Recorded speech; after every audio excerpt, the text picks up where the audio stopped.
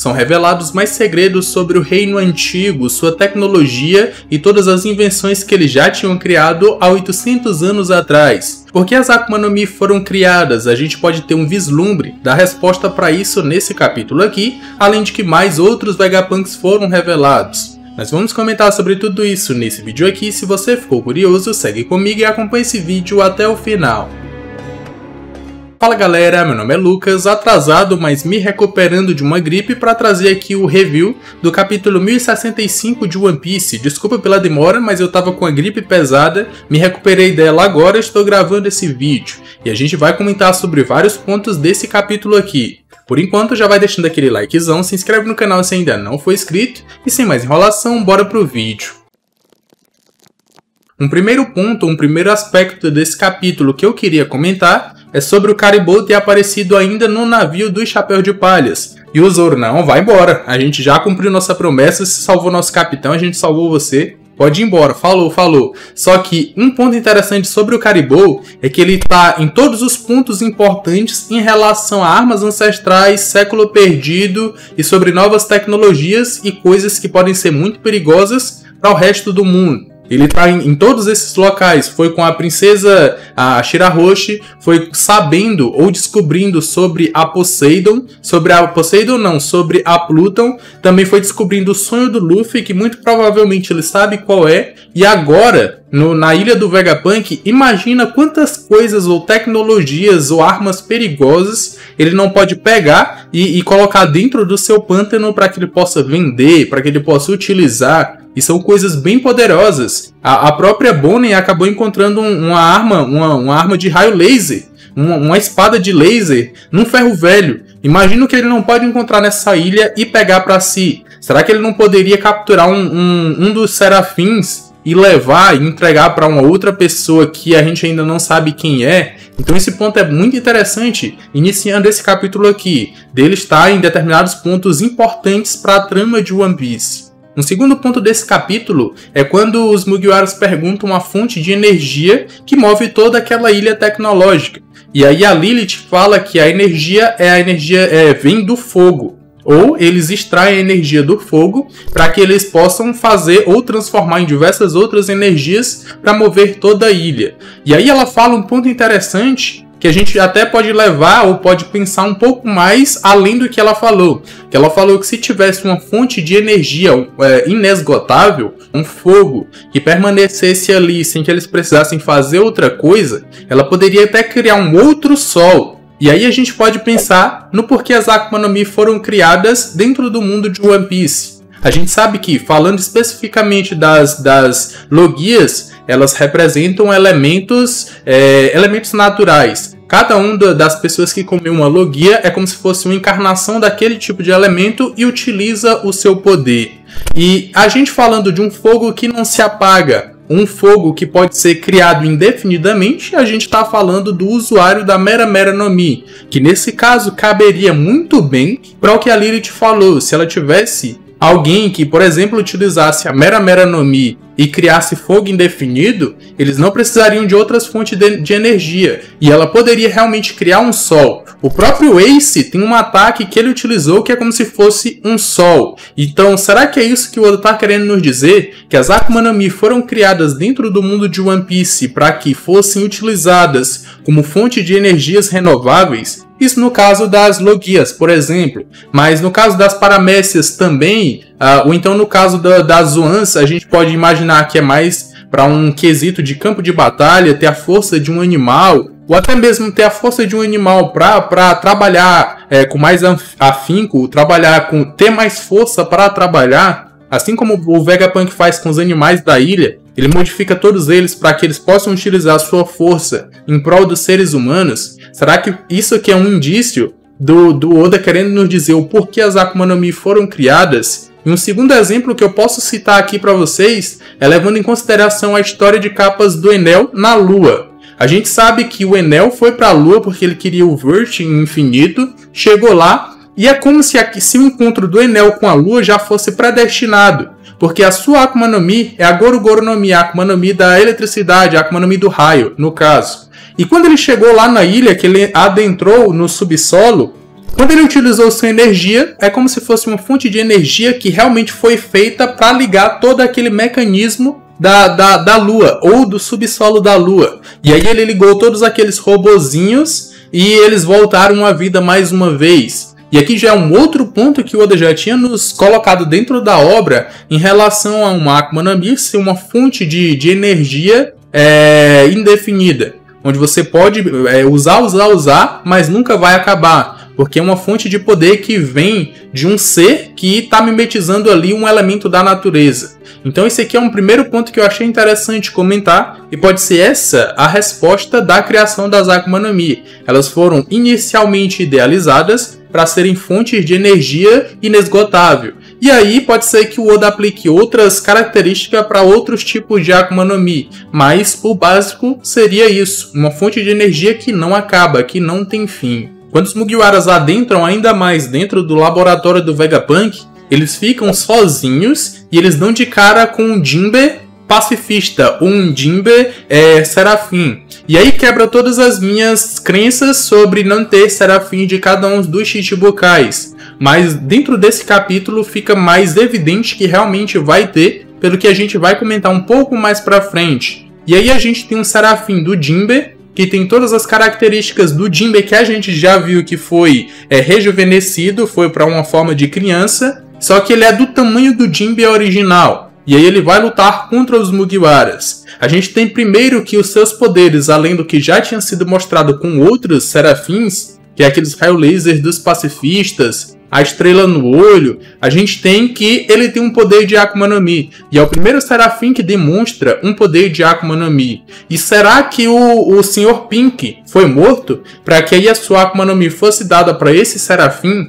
que inclusive o nome dele é S-Shark, se eu não estiver enganado? Será que isso aconteceu ou será que o Vegapunk arrumou um jeito de mimetizar um poder de Akuma no Mi para colocar dentro do serafim? Porque eu acho difícil, dentre inúmeras Akuma no Mi dentro do mundo de One Piece, a gente ter uma Akuma no Mi, essa Akuma no Mi em específico, para esse pacifista, para esse serafim.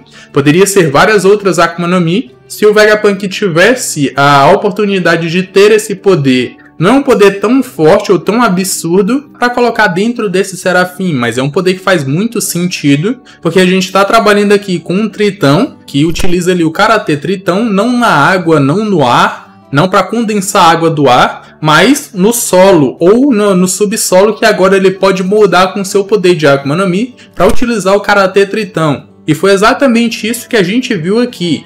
Mas se o Sr. Pink realmente tiver morrido, F para o Sr. Pink, porque era um dos personagens que a fandom mais gosta depois de descobrir o seu passado. Será que ele realmente morreu? Ou o Vegapunk está só mimetizando seu poder de Akuma no Mi nesse serafim, que é o serafim do Jinbe? Só que ele vai lá e ele ataca a Nami, depois ele ataca o Usopp.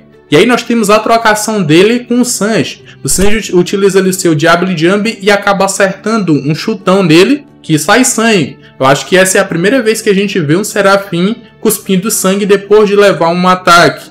E isso tá contra todos os spoilers que tinham saído, que o Sanji quebrava a perna, sua perna rachava depois de chutar um pacifista. Não foi isso que aconteceu. Ele conseguiu chutar, jogar ele para longe e ainda tirou umas gotinhas de sangue. Só que não foi um ataque tão poderoso para derrotar o serafim ou o pacifista. É aqui que nós somos apresentados a outros Vegapunks, que no caso são o Edson, o Pitágoras e a York. São mais 3 Vegapunks. E o próprio Oda nos apresenta que os Vegapunks todos eles estão ligados de alguma forma. E eles funcionam como um organismo não unido. Não é como se como se fosse um corpo que não está junto. No caso, cada um dos Vegapunks seria uma parte de um corpo humano, por exemplo. Seria o braço, o outro braço, uma perna, outra perna e o torso. Eu imagino mais ou menos como se fosse isso. Porque nós temos uma Vegapunk, que no caso é a York, que ela é responsável por dormir, comer e fazer as necessidades de todos os Vegapunks. A gente tem um Vegapunk lá que diz que tá com fome, e a York vai lá e come por ele. A gente tem outro Vegapunk que diz, eu preciso ir no banheiro, e a York vai lá e vai por ele. Então eles são ligados de alguma forma, e eles são um organismo não unido, mas que estão interligados de alguma forma, e pode ser até que a York seja o elo de ligação entre todos eles. e ela seja a engrenagem fundamental para que esse organismo não unido ele funcione separado, porque ela faz todas as necessidades, ou ela é responsável por todas as necessidades desse organismo. Isso aqui é interessante, me faz pensar o que é que o Vegapunk original tem. Se o seu corpo original ainda existe, qual é a característica ou peculiaridade que ele tem, e se ele está ligado com esses outros 6 Vegapunks, e se a York ela também faz as necessidades desse Vegapunk original. E ele só é responsável, sei lá, por monitorar todos os outros. Será que é mais ou menos assim que funciona? Esse ponto é interessante. Enquanto os Mugiwaras lutam contra o Serafim do Jinbe, nós temos que o Edson, a Lilith e o Pitágoras eles estão colhendo dados sobre essa batalha. E um ponto interessante que eles comentam é que o fator linhagem, ele carrega as experiências do seu dono. Eu acho que é mais ou menos assim que ele fala, a experiência do indivíduo.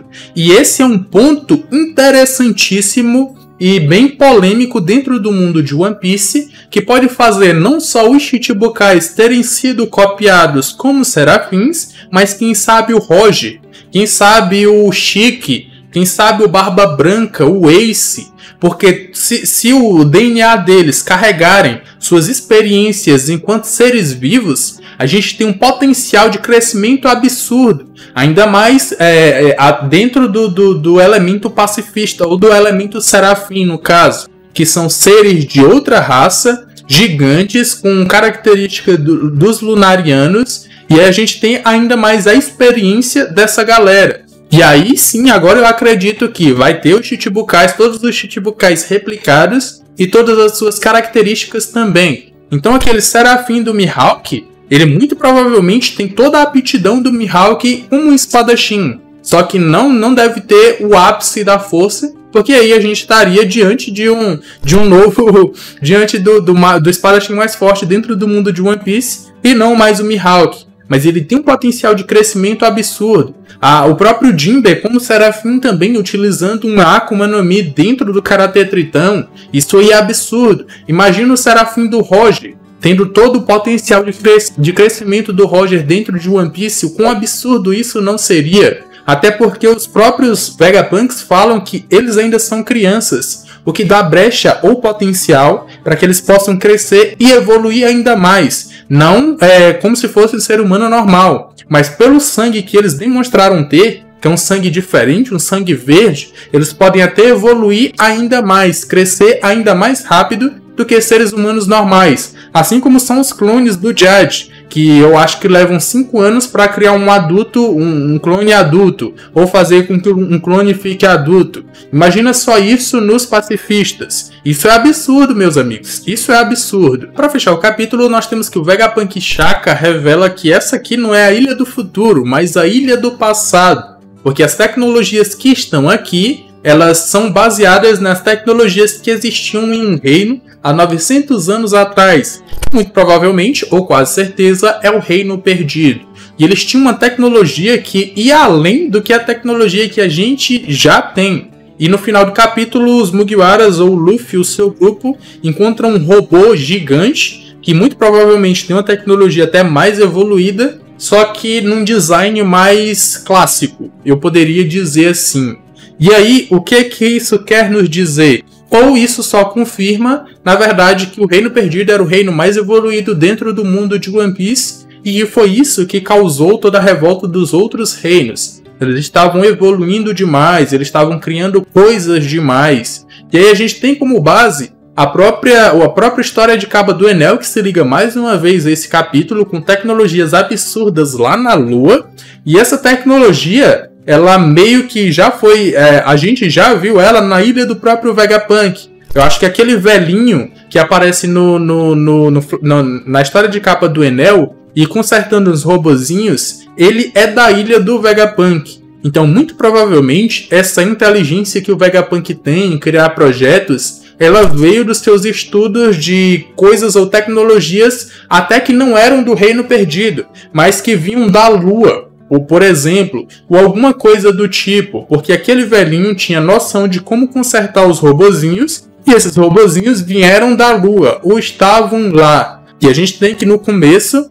mostra que aquele aquele quadro do Enel olhando para aquele quadro e vendo que algumas raças vieram da Lua para a Terra e se separaram daqueles bonequinhos. Então a gente só tem confirmado que realmente a tecnologia que tinha no século perdido é uma tecnologia ainda mais evoluída do que a que existe atualmente. E olha que a gente está tendo inúmeras coisas absurdas dentro desse arco, dentro do início desse arco do Vegapunk, o que abre margem só para coisas mais absurdas no futuro. E é com isso que eu fecho esse capítulo. Quero saber a sua opinião sobre ele, o que você acha, você concorda com as minhas opiniões, discorda? Comenta aqui embaixo que eu vou estar vendo e vou estar dando coraçãozinho para vocês. Espero que tenham gostado desse vídeo, se sim, já me recompense com aquele likezão, se inscreve no canal se ainda não for inscrito, eu tô deixando aqui na tela final os últimos 2 vídeos aqui do canal, eu me despeço por aqui, um abraço e valeu!